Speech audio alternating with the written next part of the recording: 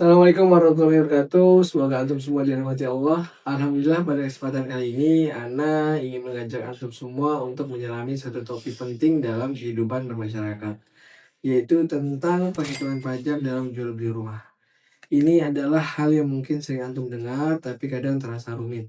Nah, insya Allah Ana akan coba bahas dengan bahasa yang santun, casual, dan mudah dipahami. Saatnya bermuamalah pajak.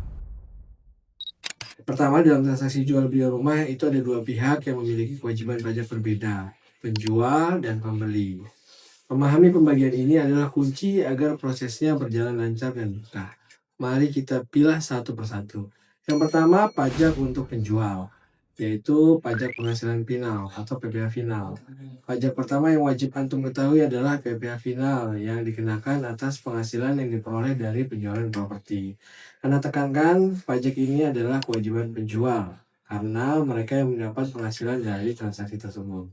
Sifatnya final, artinya pajak ini tidak dapat dikreditkan atau dihitung lagi dalam SPT tahunan di akhir tahun. Jadi begitu dibayar, urusan pajak ini selesai. Berapa tarifnya? Tarif PPh final untuk properti saat ini adalah 2,5% dari harga jual rumah. Ini tarif umum ya, berbeda dengan tarif yang untuk properti khusus gitu ya. Tarif ini berlaku untuk pengalihan hak atas tanah dan atau bangunan. Ada juga beberapa kondisi khusus yang perlu Anda ketahui. Jika rumah yang dijual adalah rumah sederhana atau rumah susun sederhana, tarifnya itu 1% dari harga jual. Dan bahkan ada tarif 0% jika pengalihannya dilakukan kepada pemerintah atau BUMN yang mendapat penugasan khusus. Lalu kapan harus dibayar? Ini poin yang sangat penting ya. PPh final yang wajib dilunasi oleh penjual sebelum AJB ditandatangani di hadapan PPAT atau pejabat pembuat akta tanah. Jadi mesti dibayar dulu sebelum ditandatangani AJB tersebut. Bukti bayar PPh final ini adalah salah satu syarat mutlak yang harus ditunjukkan kepada PPAT sebelum penandatanganan AJB. Tanpa bukti ini, proses legalisasi transaksi ini nggak bisa dilakukan. Termasuk balik nama juga nggak bisa dilakukan. Hal itu adalah ketentuan di PP 34 tahun 2016.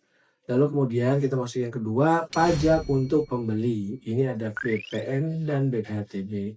Nah, sekarang beralih ke sisi pembeli, ada dua jenis pajak yang menjadi tanggung jawab pembeli. Yang pertama PPN, pajak pertambahan nilai, dan BPHTB. Nah, di PPN ini setiap konsumen itu dikenakan atas konsumsi barang dan jasa yang dilakukan di daerah pabean atau Indonesia, termasuk antum yang membeli properti.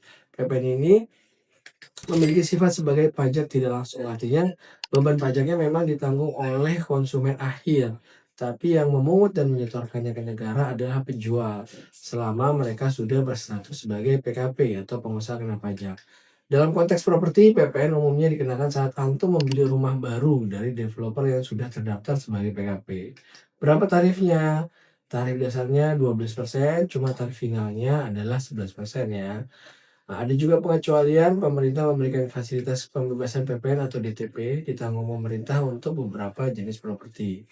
Ada rumah sederhana, rumah susun sederhana, pondok buruh, perumahan, dan seterusnya. Ini adalah upaya pemerintah untuk membantu masyarakat yang membutuhkan properti tersebut. Lalu kapan dibayar? Pembeli akan membayarkan PPN ini langsung kepada pihak developer pada saat dilakukan transaksi atau pada saat barang sudah diterima. Kemudian developer lah yang akan menyetorkannya ke kas negara. Yang kedua, yang menjadi tanggungan dari si pembeli adalah BPHTB, biaya perolehan hak atas tanah dan bangunan, yang merupakan kewajiban dari pembeli properti, wajib dibayar oleh pembeli properti. Berapa tarifnya? Tarif BPHTB ditetapkan oleh pemerintah. Secara umum nilainya adalah 5%, namun hitungannya tidak langsung dari harga jual. Ada satu komponen penting yang menjadi pengurang, yaitu NPWP-TKP atau nilai perolehan objek pajak tidak kena pajak. Cara hitungnya adalah nilai jual dikurangi NPWP-TKP baru dikalikan tarif. Nah, nilai terendah NPWP-TKP sesuai dengan ketentuan undang-undang adalah 60 juta. Saat ini biasanya untuk Jabodetabek nilainya kurang lebih ada di angka 80 juta. Ini tergantung dari Pemda masing-masing. Untuk perolehan hak karena warisan atau hibah, NPWP-TKP-nya ini mencapai 300 juta. Jadi kalau ternyata dihibahkan kurang dari 300, itu berarti nggak bayar BPHTB-nya. Kapan dibayarnya? Sama pentingnya dengan PPh final, BPATB juga harus dilunasi oleh pembeli sebelum AJB ditandatangani. Contoh perhitungannya agar lebih mudah dibayangkan, mari kita gunakan satu skenario sederhana. Misalnya antum menjual sebuah rumah seharga 1,5 miliar. Rumah ini dibeli oleh seorang pembeli di daerah dengan NPWP TKP sebesar 60 juta. Anda asumsikan rumah ini dibeli dari developer yang PKP ya, pengusaha kena pajak.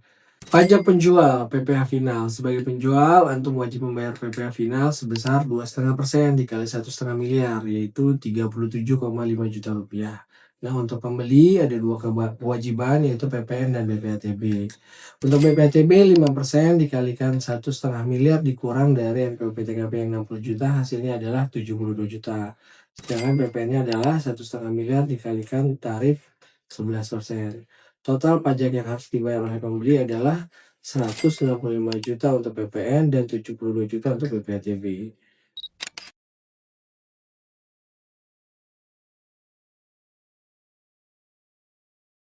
Dari pembahasan ini, semoga kita bisa melihat bahwa pajak bukan sekedar beban, tapi adalah wujud partisipasi kita dalam membangun negeri.